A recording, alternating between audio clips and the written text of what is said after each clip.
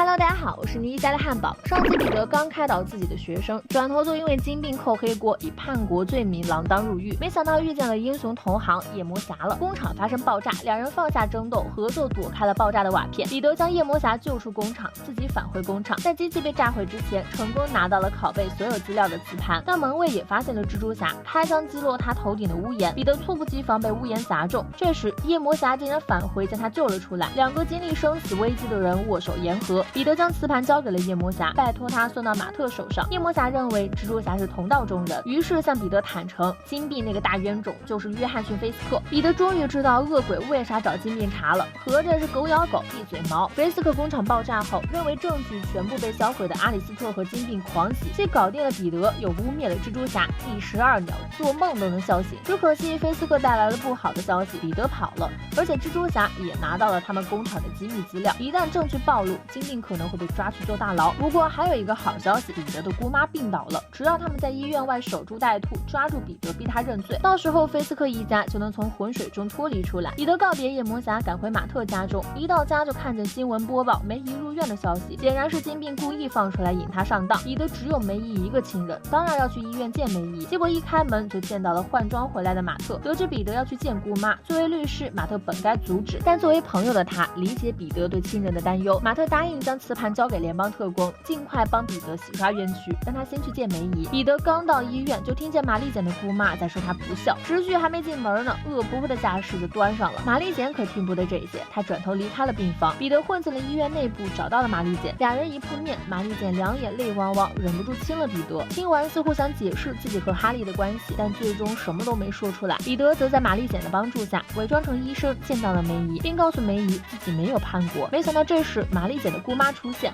反而触发了彼得的蜘蛛感应。彼得感觉不对劲，他和玛丽简在这位姑妈的引导下进了电梯，正好真正的姑妈擦肩而过。原来这个姑妈是变色龙假扮的，她用气体迷晕了彼得和玛丽简，将俩人带到了菲斯克的大楼内。另一边，李锦都觉得调查彼得的邱特工不对劲，明明案件还有疑点，他却草草了事，咬死了，说彼得就是犯了叛国罪。马特将磁盘交给了邱特工，邱特工打发他离开后，打电话联系外界，准备将磁盘送出去。李锦都发现不对，跟踪过去，见邱上了菲斯克的车辆，李锦都立刻向警局发出了通缉令。同时，马特钓鱼成功，也开始了行动，人质和磁盘全部拿到手。菲斯克志得意满，将消息告知金并，见儿子如此争气，金并向阿里斯特炫耀起儿子。当初的金并和自己的父亲可没这么好的关系。阿里斯特听后忍不住问起金并的父亲。金并的父亲曾是个小混混，因为渴望金钱，所以走向了犯罪的道路。金并小时候因为体重遭到排挤，所以他一直渴望成为父亲的犯罪助理。但在一次行动中，金并因为体重爬不上楼梯，于是他成了父亲的替罪羔羊，代父坐牢。入狱后，金并扩充人脉，训练技术，也不知道监狱里都是什么人才，居然让金并学成了电脑天才。出狱后，他就黑了警方的资料库，删除了自己的过往，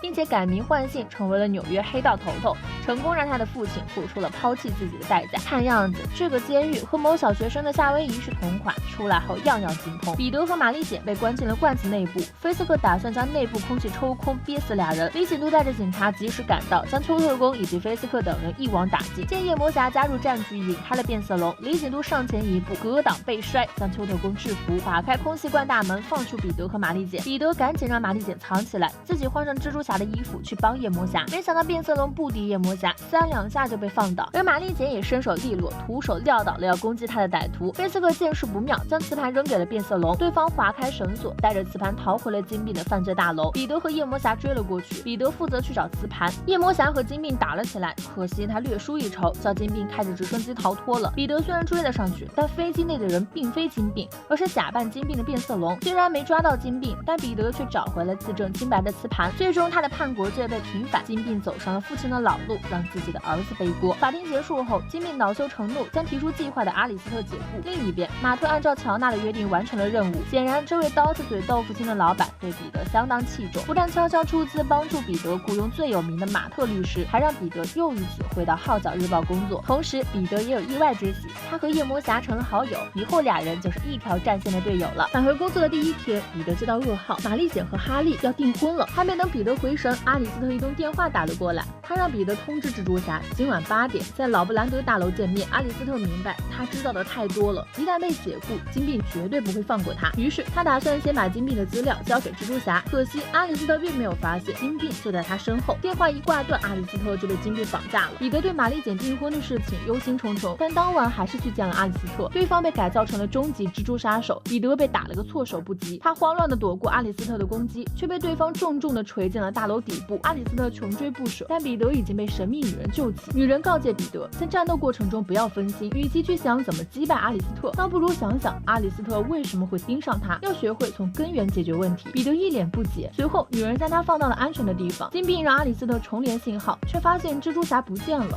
他立刻下令回收阿里斯特，继续实施研究。没错，这个新助理就是此前变种人事件登场的兰登。金币发现阿里斯特在偷偷联系蜘蛛侠后，他恼羞成怒地将此前所有的失败归结于阿里斯特无能。于是他找到了兰登，对阿里斯特进行了改造。兰登再三保证实验完美，阿里斯特现在就是个没有感情的人形机器人。金币讽刺地说起阿里斯特的父亲史宾塞以前最喜欢机械，为了帮儿子换悬浮轮椅，结果连命都赔给了奥斯本。没想到儿子最后却变成了个机器人。想起父亲的死，阿里斯特情绪暴走，他撞开关闭的大门，开着悬浮轮椅冲向了奥斯本工业。兰登的再三保证顿时成了打脸的誓言。另一边，彼得回到家，被玛丽简的姑妈谈起的订婚宴刺痛，他决定在晚上的晚宴和玛丽简好好聊聊。彼得问玛丽简为什么选择哈利，玛丽简说哈利一直在保护他，他的感情并不顺遂，他觉得自己需要一份有安全的感情。彼得发现问题关键，玛丽简说的是需要安全感，而不是真的爱哈利。他被彼得问得语塞，不敢再看彼得，转身匆匆离开。随后奥斯本上台发言庆祝新项目公开，并宣布了哈利和玛丽简的订婚。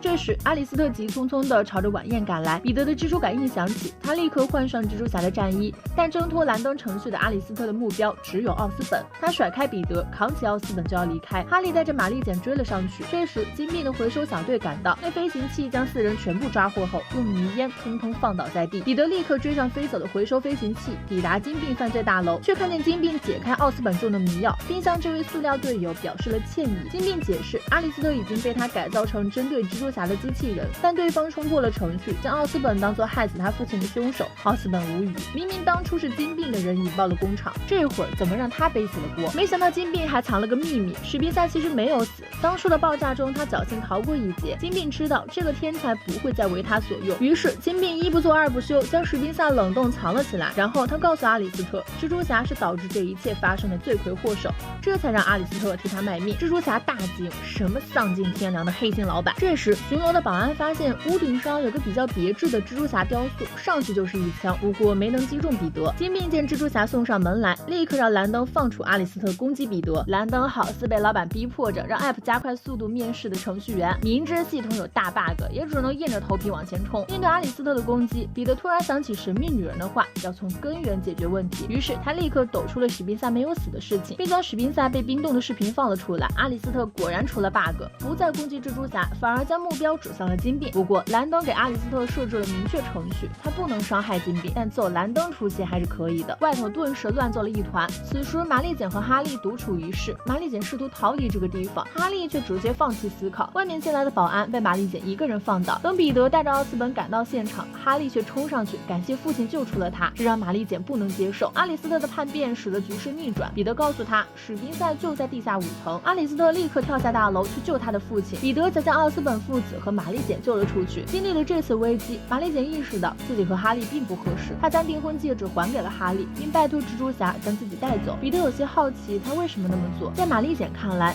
哈利就像弟弟一样，他会关心照顾，却做不到去爱哈利。况且玛丽简已经有心爱之人。彼得惊喜地想问玛丽简喜欢的是谁，玛丽简却避开了这个话题。彼得只好将她送到公交站，目送她离开。而救赎父亲的阿里斯特在下水道内发誓，一定要让金币等人付出代价。那么本期视频到这里就结束了，我是妮妮家的汉堡，喜欢蜘蛛侠的小伙伴记得点赞评论哦，我们下期再见了，拜拜。